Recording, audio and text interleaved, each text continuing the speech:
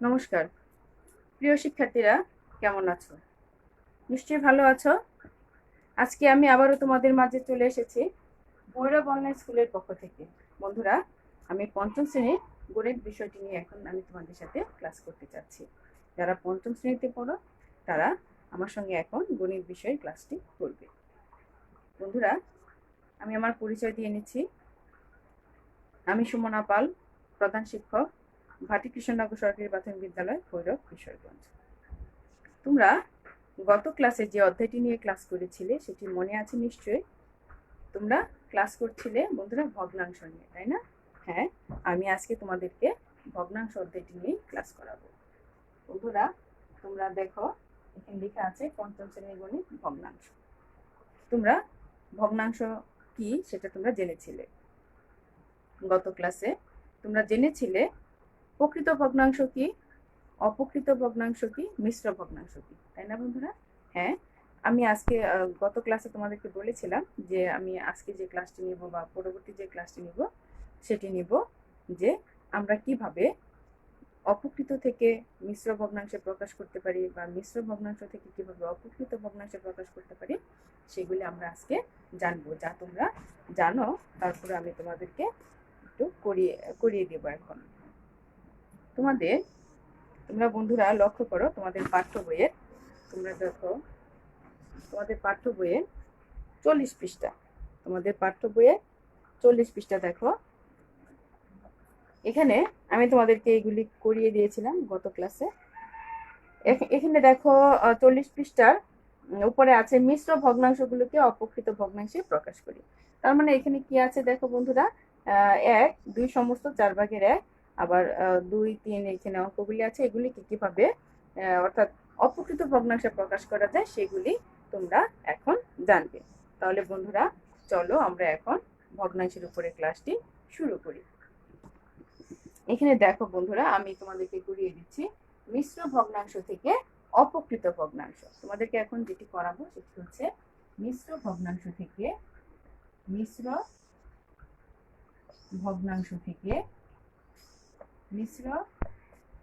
ভগ্নাংশকে অপ্রকৃত ভগ্নাংশে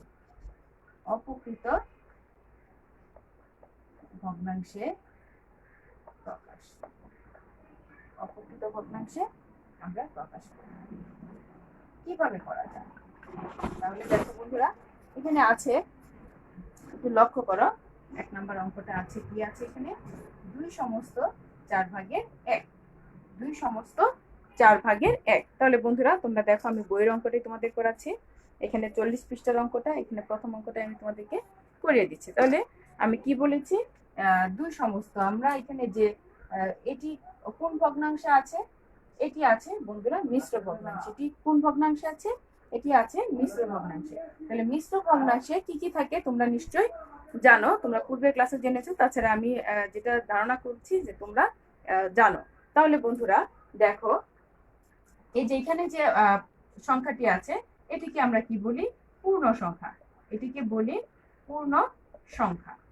এটি হচ্ছে পূর্ণ সংখ্যা। আর এখানে যে ভগ্নাংশটি আছে সেটি হচ্ছে প্রকৃত ভগ্নাংশ। সেটি হচ্ছে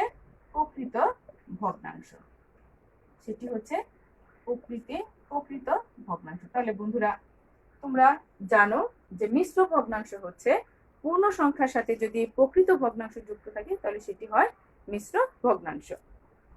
তাহলে কি বন্ধুরা, পূর্ণ সংখ্যার সাথে যদি প্রকৃত ভগ্নাংশ যুক্ত থাকে, এখানে 2 হচ্ছে পূর্ণ সংখ্যা আর 4 ভাগের 1 হচ্ছে প্রকৃত ভগ্নাংশ। তাহলে যদি পূর্ণ সংখ্যার সাথে প্রকৃত ভগ্নাংশ যুক্ত থাকে তাহলে সেটি হচ্ছে মিশ্র ভগ্নাংশ, তা তোমরা জানো। তাহলে বন্ধুরা, মিশ্র ভগ্নাংশ কি সেটা আমরা জানলাম। এখন এই মিশ্র ভগ্নাংশকে আমরা কিসে প্রকাশ করব? আমরা প্রকাশ করব অপ্রকৃত ভগ্নাংশে। আমরা প্রকাশ করব কিসে? অপ্রকৃত ভগ্নাংশে। চলো তবে আমরা এখন প্রকাশ করি মিশ্র ভগ্নাংশকে কিভাবে অপ্রকৃত ভগ্নাংশে প্রকাশ করা যায়। তাহলে বন্ধুরা, তোমরা এখানে দেখছো যে এখানে পূর্ণ সংখ্যা হচ্ছে 2 আর এখানে হর হচ্ছে এই যে প্রকৃত ভগ্নাংশটা, এটি হচ্ছে প্রকৃত ভগ্নাংশ। এই প্রকৃত ভগ্নাংশের মধ্যে 4 হচ্ছে হর, 4 হচ্ছে হর আর 1 হচ্ছে কি লব। তাহলে বন্ধুরা আমরা কিভাবে করতে পারি? আমরা যখন মিশ্র ভগ্নাংশকে অপকৃত ভগ্নাংশ করব, তখন এই পূর্ণ সংখ্যা আর এই হরের কি করব? গুণ করব। বন্ধুরা কি করব? গুণ করব। তাহলে হরের সাথে কি গুণ হবে? পূর্ণ সংখ্যা। হরের সাথে গুণ হবে পূর্ণ সংখ্যা। আমরা হরের সাথে গুণ করব কি? পূর্ণ সংখ্যা। আর উপরে যে লব আছে সেই লবটি যোগ হয়ে যাবে বন্ধুরা। লব কি হবে? যোগ হবে। লব কি হবে? এটা হচ্ছে এরকম যে দেখো এখানে হরের সাথে কি আমি পূর্ণ সংখ্যা যোগ করব, গুণ করব। তাহলে বন্ধুরা দেখো হর কত আছে? 4। এটার সাথে আমি গুণ করব। কিসের গুণ করব? পূর্ণ সংখ্যা গুণ করব। পূর্ণ সংখ্যা গুণ করব।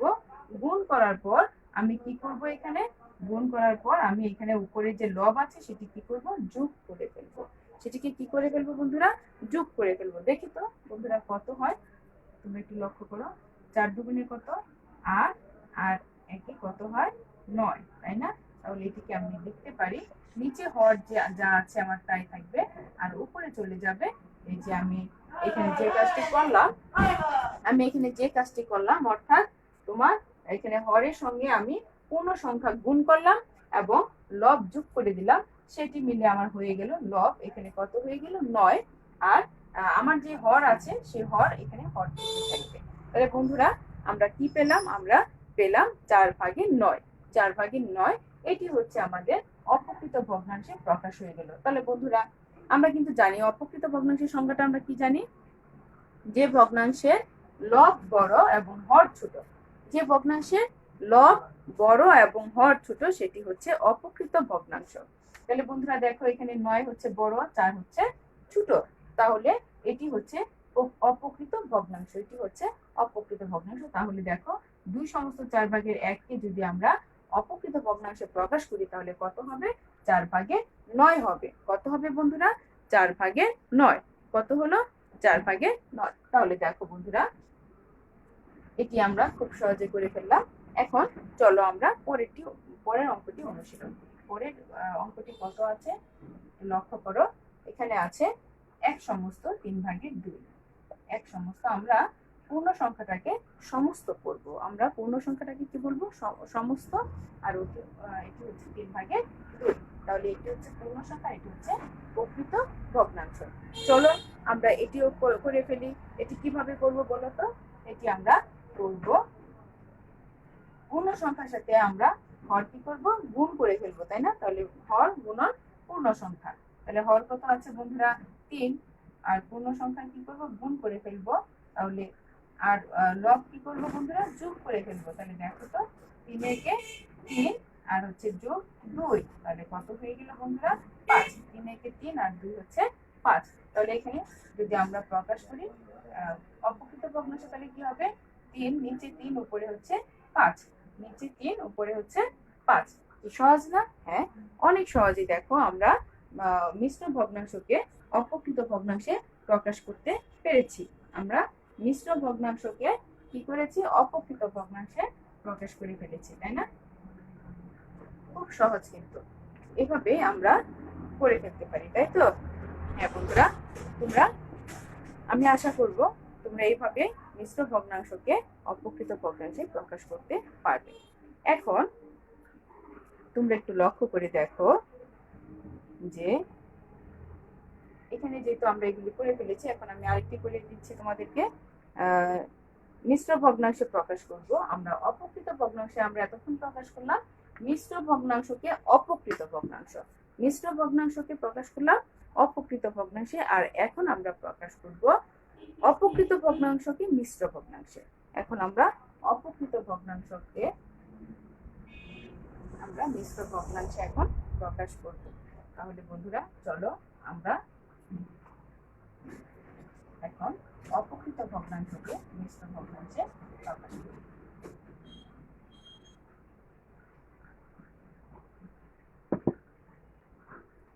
অপকৃত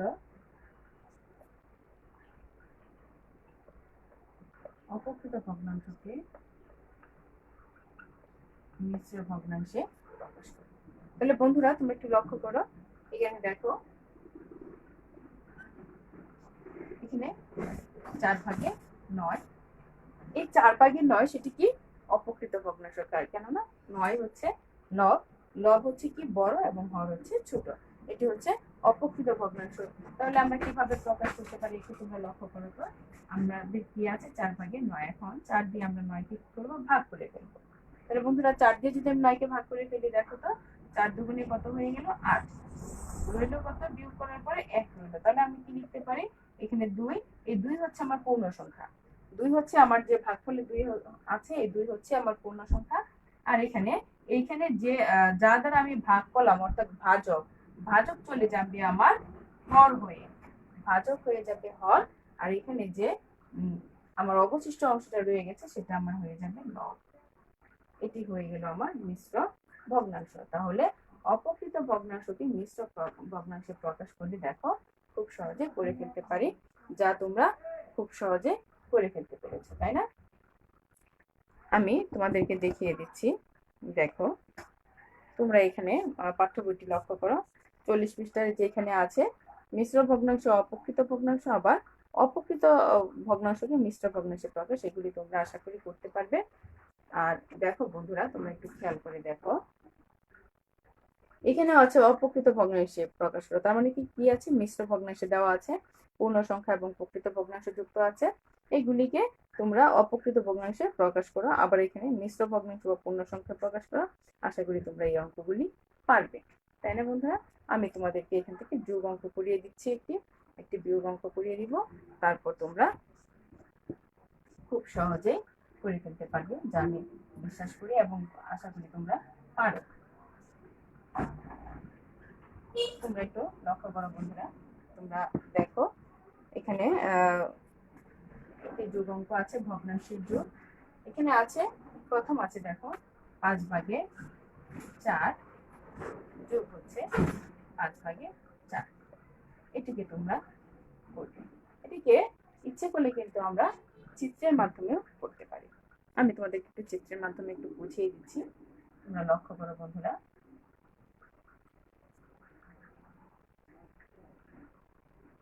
তোমরা একটু লক্ষ্য করো,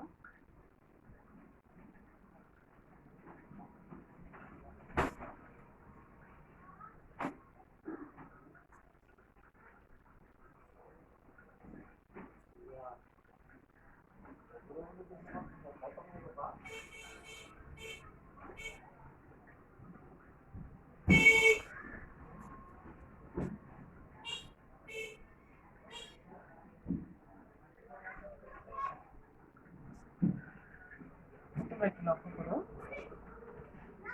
5 ভাগে 4 অংশ, 5 ভাগে 4 অংশ।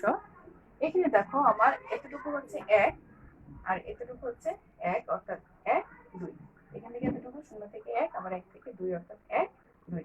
দেখো আমার হর আছে কত, 5, আমি দেখো 5টি ভাগ করেছি, এই একটি অংশকে আমি কয়টি ভাগ করেছি, 5টি, 1 2 3 4 5, তাই না বন্ধুরা? আমি কি করেছি, 1 2 3 4 5, 5টি ভাগ করেছি। আবার দ্বিতীয় যে অংশটি সেটি হচ্ছে 5, হর 5, 1 2 3 4 5, এখানে 5টি ভাগ আছে।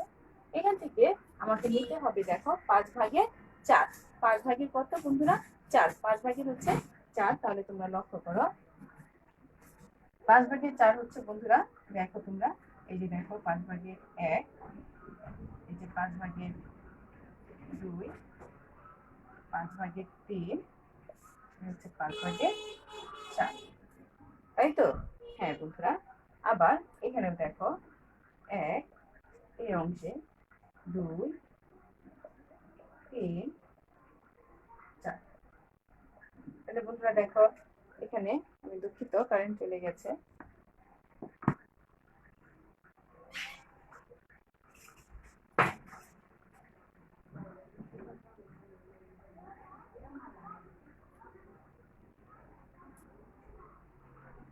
তোমরা একটু লক্ষ্য করো,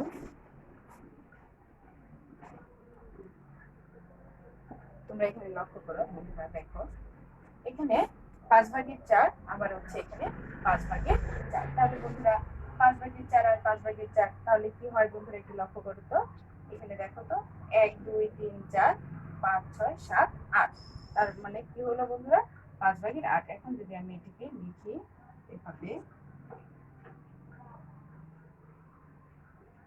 লক্ষ্য করো শূন্য 1 2